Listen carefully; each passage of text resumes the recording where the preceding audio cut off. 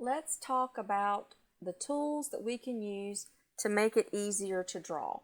So I want you to go to a part drawing and you're going to create 2D sketch and then pick your front view. Okay, we're going to draw all over our screen and we're going to play. Remember how we started in AutoCAD and we drew some different shapes? That's what we're going to do today, and we're going to talk about constraints.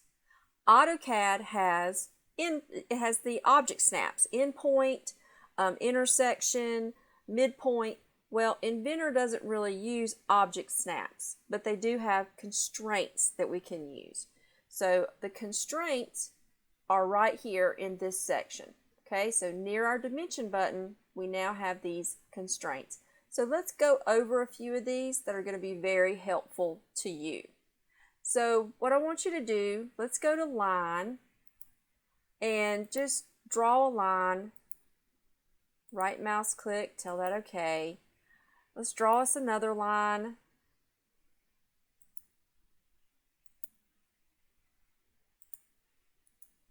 So you see you've just got two lines kind of out in space. Well, I want the end of this line to touch the end of this one.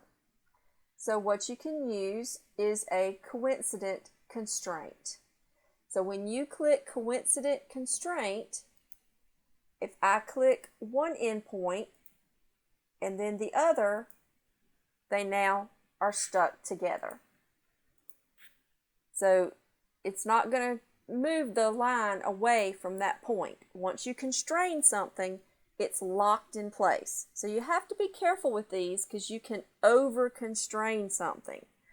So now that we have that endpoint constrained, we would have to actually delete the constraint in order to get these to move apart again. All right, let's draw some lines. I'm going to draw a line here. If I hit my enter key, that cuts off my line without getting me out of the command.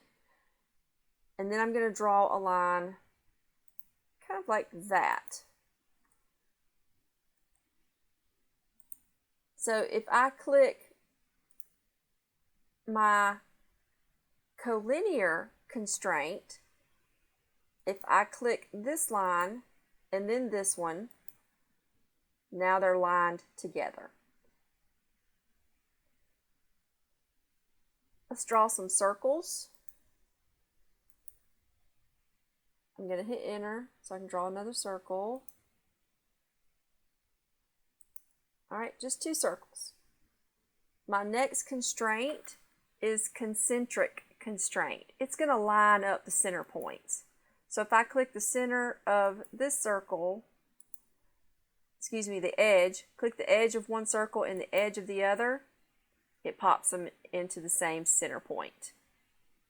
So you can see you kind of use these a little bit like object snaps in CAD, but you just kind of have to know what each one does.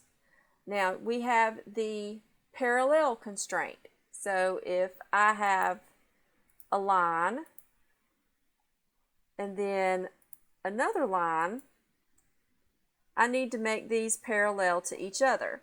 If I click parallel, if I pick the first line and then the next one, they are now parallel. So you can see if I create a line and then another line, I can use perpendicular. I need this line to be perpendicular to that one. See how it changed? Now they're perpendicular. If I need them to touch, you can use your coincident constraint. Pick the end in that line. Now they're stuck together. Look at that. So you can straighten things out. Now, the next two that you're going to use a lot is a horizontal constraint and a vertical constraint. So if I try to make my line as straight as I can, but I get a little crooked, oops, it's a little crooked this way. So you see my attempts at a nice rectangle have failed, so I need to straighten this out. So if I use my horizontal constraint, if I click the line, it straightens it out. If I click this bottom one, now that is straight. Now let's use my vertical. I can click this side. Oops, look at that. Adding this constraint will over-constrain the sketch. That means when I fixed these two, this is now 90 degrees straight with it. So it's already vertical. That's fine. That's a good thing. So just tell it to cancel. But this one, I can obviously see it's crooked. So when I click the vertical constraint, it straightens it out. Okay? Now, we have our tangent next. In AutoCAD, we'd go to line and then pick tangent and then go to the circle. We do it backwards in Inventor. Click line, grab the circle. Let's make another one on the other side. I want to go right there. Notice that symbol popped up. That means you already made it to the tangent. So I'm going to put another line over here. So if I want these to be tangent, draw the lines first, then come back and use your tangent constraint. Pick the circle, pick the line. See how it changed position? Pick the circle, pick the line. Now this one's already tangent, so if I try to pick this again, whoops, over constrained, that's fine. Tell it to cancel.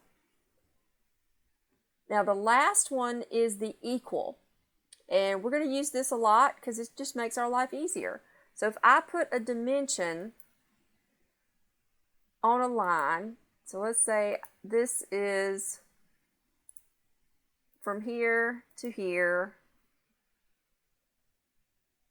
3.8, and I want this line to be the exact same, click equal, that needs to be equal to that. Look how it just made it longer. So you can quickly make things equal to each other. So as we start drawing, when we need these constraints, we'll grab them. And if you have lines that are crooked, make sure that you use your constraints to make sure they are vertical and horizontal.